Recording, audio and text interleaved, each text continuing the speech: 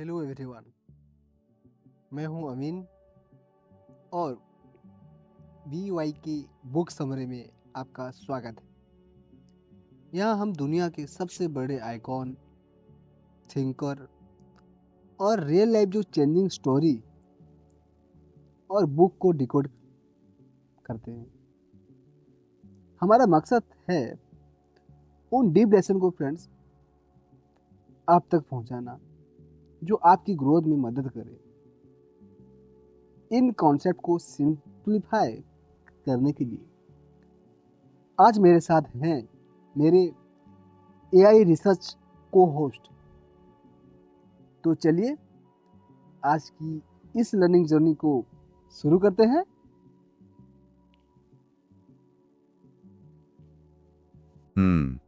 कल्पना कीजिए एक ऐसा इंसान, मतलब जिसका सपना इतना बड़ा और इतनी गहरी चाहत वाला हो कि उसके अपने ही माता पिता उसे सच में पागल समझने लगे। हाँ, ये बहुत ही अजीब स्थिति है है। ना?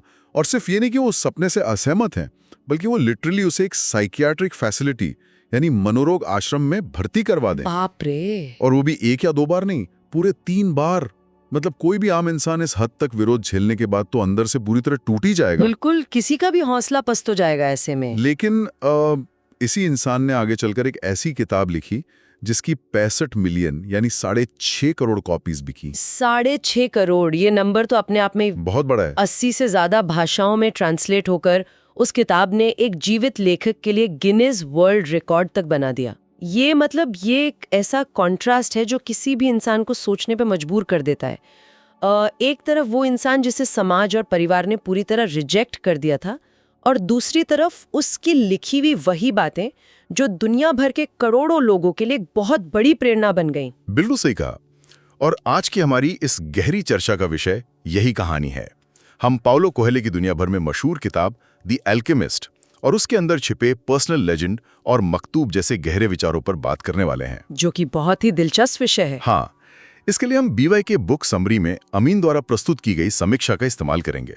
हमारा मिशन आज ये समझना है कि कैसे इस किताब की जादुई कहानी और खुद लेखक की असली जिंदगी की नाकामियां एक दूसरे से गुंथी हुई हैं। और सबसे अहम बात यह है कि इन आध्यात्मिक बातों को, मतलब इन फिलॉसफीज को, आज की इस भागदौड़ भरी जिंदगी में कैसे उतारा जा सकता है। एग्जैक्टली।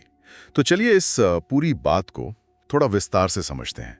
क्या दुनिया की सबसे असरदार चीजों की शुरुआत हमेशा एक बहुत बड़े फेलियर से ही होती है? मैं इस बारे में बहुत सोच रहा था। इस सवाल का जवाब द एल्केमिस्ट के पन्नों में और खुद कोएल्हो की जिंदगी में बहुत साफ तरीके से दिखाई देता है। किताब के जादू को समझने से पहले ना, हमें उस इंसान के शुरुआती सफर को समझना होगा। हाँ, जो कि काफी उतार चढ़ाव वाला रहा है। बहुत ज्यादा। स्रोत के मुताबिक 1947 में रियो डी जनेरियो में जन्मे पाउलो बचपन से ही सिर्फ एक लेखक बनना चाहते थे, बस लिखना चाहते थे। जो कि उस समय कोई बहुत सुरक्षित करियर नहीं माना जाता होगा। बिल्कुल नहीं। उनके परिवार के लिए ये सपना पूरी तरह से इम्प्रैक्टिकल था। अब उन 3 बार साइकियाट्रिक फैसिलिटी में भेजे जाने के मानसिक दबाव के बारे में सोचिए। वो तो कोई भी सोचकर ही डर जाए, है ना? जब किसी इंसान के अपने ही लोग उसके जुनून को एक मानसिक बीमारी का नाम दे दें तो अंदर से टूट जाना बहुत स्वाभाविक है। लेकिन वो टूटे नहीं, मतलब उन्होंने हार नहीं मानी।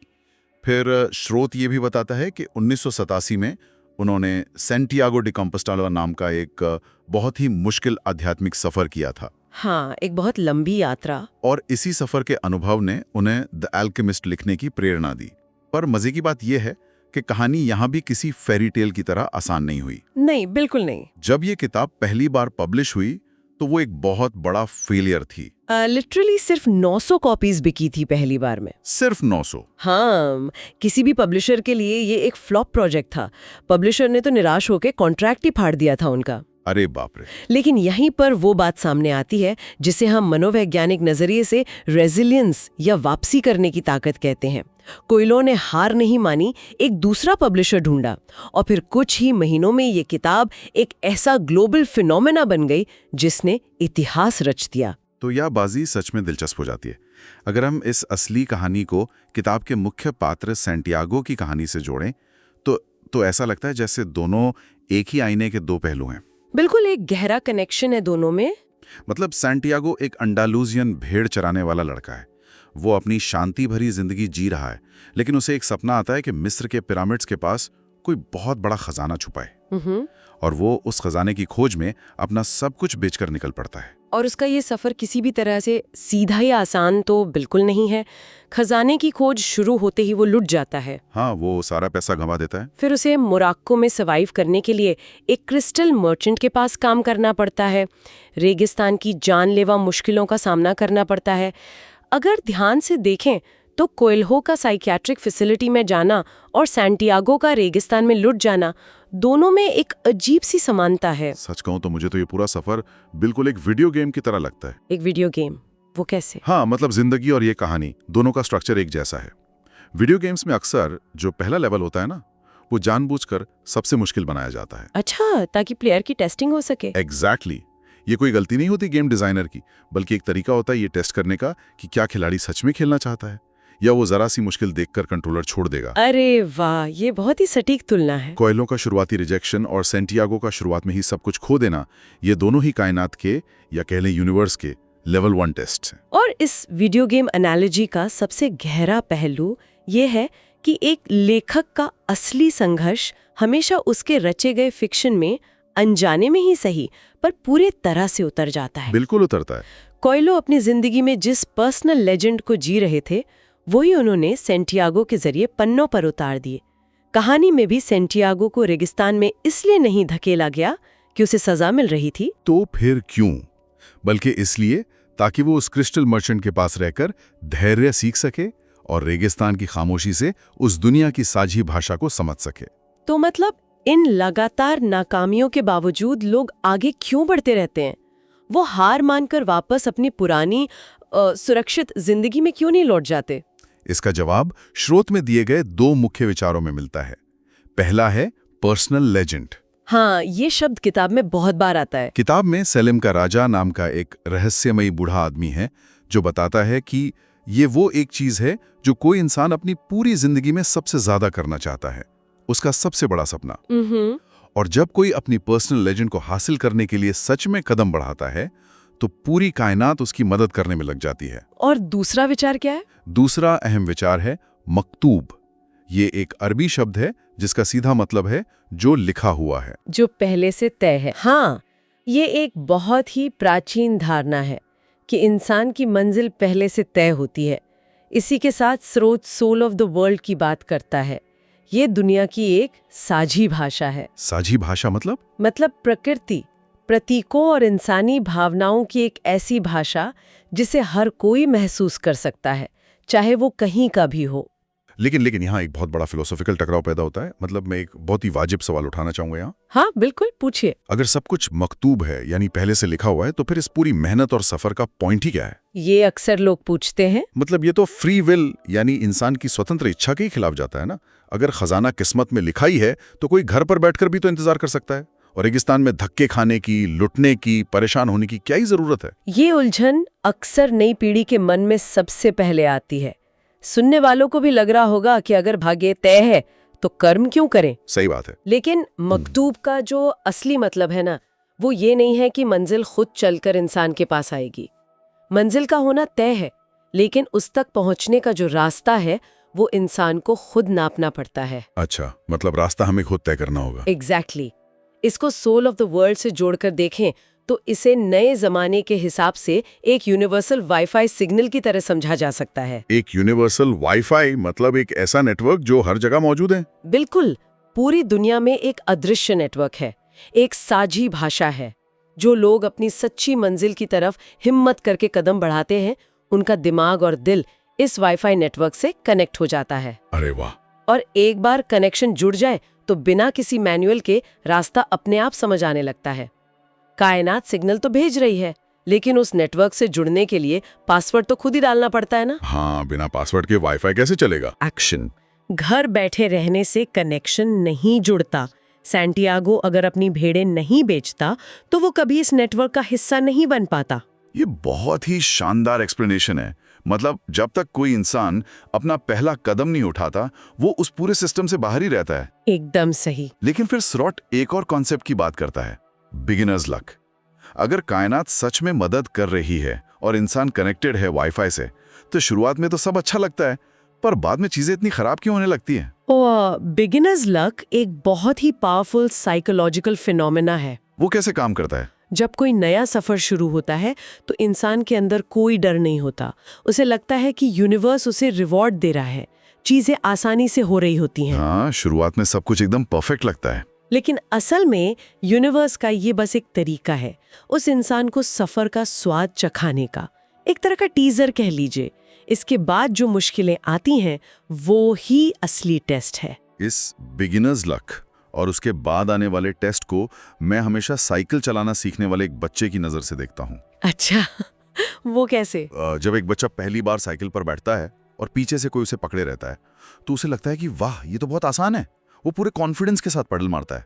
ये उसका बिगिनर्स लक है। हाँ, बिल्कुल। लेकिन यूनिवर्स का टेस्ट तब शुरू होता है जब पीछे से वो हाथ हट जाता है और वो बच्चा धड़ाम से गिरता है। बहुत ही प्यारा उदाहरण है ये। और इस साइकिल वाले उदाहरण का सबसे अहम हिस्सा वो डर है जो उस गिरने के बाद पैदा होता है। मतलब चोट लगने का डर? चोट से ज्यादा जब बच्चा गिरता है तो उसके घुटने तो छिलते ही हैं, पर उस शारीरिक दर्द से ज्यादा खतरनाक है उसके दिमाग में बैठ जाने वाला ये डर कि वो दोबारा गिरेगा। सही बात है, वो डर ही सबसे बड़ी रुकावट बन जाता है। यही डर उसे फिर से पैडल मारने से रोकता है। स्रोत में और एल्केमिस्ट किताब में भी इसी मनोवैज्ञानिक रुकावट पर सबसे ज्यादा जोर दिया गया है।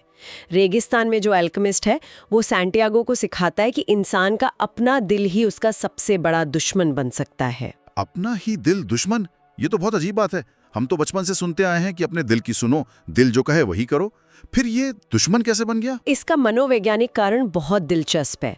जब कोई इंसान किसी चीज को बहुत ज्यादा गहराई से चाहता है, जब कोई सपना उसकी पूरी पहचान बन जाता है, तो दिल को ये डर सताने लगता है कि क्या होगा अगर ये सपना पूरा नहीं हुआ।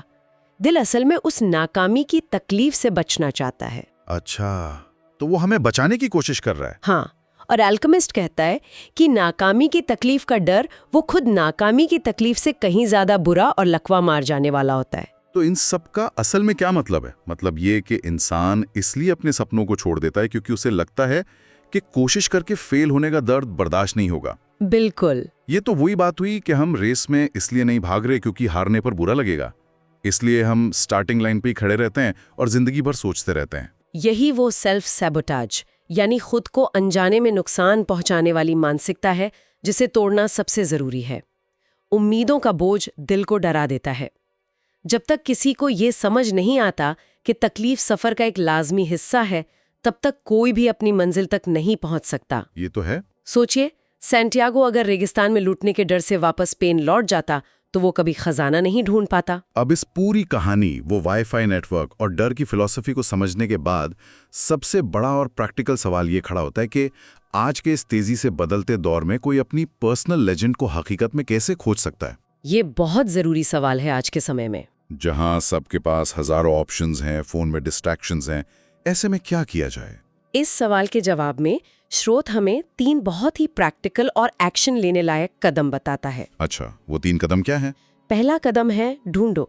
अपनी जिंदगी में वो एक चीज पहचानो जो बिना किसी भारी इनाम या पैसे के भी सच में उत्साह पैदा करती हो। मतलब जो काम करने में मजा आए, चाहे कोई पैसे दे या ना दे। एग्जैक्टली। कोई ऐसा काम जिसे करते हुए समय का पता ही ना चले, और एक बार वो चीज मिल जाए तो बस उसी रास्ते पर चलना चाहिए, चाहे दुनिया उसे अव्यवहारिक या इम्प्रैक्टिकल ही क्यों ना कहे। जैसे कोयलो के माता पिता कहते थे। ये सुनना आसान लगता है लेकिन करना बहुत मुश्किल है, क्योंकि समाज तो हमेशा एक सुरक्षित रास्ते की तरफ धकेलता है ना, कि भाई नौकरी कर लो, सेटल हो जाओ। लेकिन मान लीजिए किसी ने वो उत्साह ढूंढ लिया और अपना सफर शुरू भी कर दिया, फिर क्या? फिर आता है स्रोत का दूसरा कदम, ओमेंस या निशानियां देखना। निशानियां? कोयलो का मानना है कि यूनिवर्स हमेशा सिग्नल्स भेजता है। इत्तेफाक, अजनबी लोगों से अचानक होने वाली बातचीत या एकदम से सामने आने वाले नए अवसर, ये सब ओमेंस हैं। जो लोग जागरूक होते हैं वो इन्हें पकड़ लेते हैं। बिल्कुल। यहाँ मैं थोड़ा रुकना चाहूंगी। हाँ, बोलिए। क्या हर छोटी और अजीब चीज को यूनिवर्स का साइन मान लेना लॉजिकल है? मतलब अगर आज किसी की बस छूट गई या उसकी शर्ट पर कॉफी गिर गई, तो क्या उसे कायनात का कोई बड़ा इशारा मान लिया जाए? ये थोड़ा ज्यादा हो जाएगा, है ना? बहुत से लोग तो इन इत्तेफाकों को सिर्फ और सिर्फ कंफर्मेशन बायस मानते हैं कि जो हम सोचना चाहते हैं वही हमें हर जगह दिखने लगता है। इसमें यूनिवर्स का क्या रोल है? इस शक का उठना बिल्कुल जायज है, लेकिन ओमेन्स को हमें जादू टोने की तरह नहीं देखना चाहिए। मनोवैज्ञानिक भाषा में इसे रेटिकुलर एक्टिवेटिंग सिस्टम का एक्टिव होना कह सकते हैं। रेटिकुलर एक्टिवेटिंग सिस्टम वो क्या है? यही कोई जादू नहीं है, बल्कि अपने आसपास के माहौल के प्रति बस ज्यादा जागरूक होना है।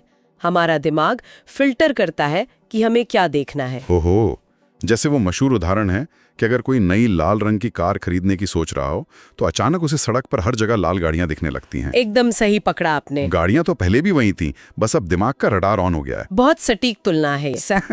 ओमेन्स भी उसी रडार की तरह काम करते हैं। जब कोई अपने लक्ष्य को लेकर पूरी तरह फोकस्ड होता है तो उसका दिमाग उन मौकों को और उन रास्तों को देखने लगता है जो शायद पहले भी मौजूद थे, लेकिन ध्यान भटकने की वजह से दिखाई नहीं दे रहे थे। तो मतलब ओमेन्स का मतलब है सही वक्त पर सही दरवाजे को पहचानने की काबिलियत। ये कोई अंधविश्वास नहीं है। बिल्कुल नहीं, ये अवेयरनेस है। समझ गया।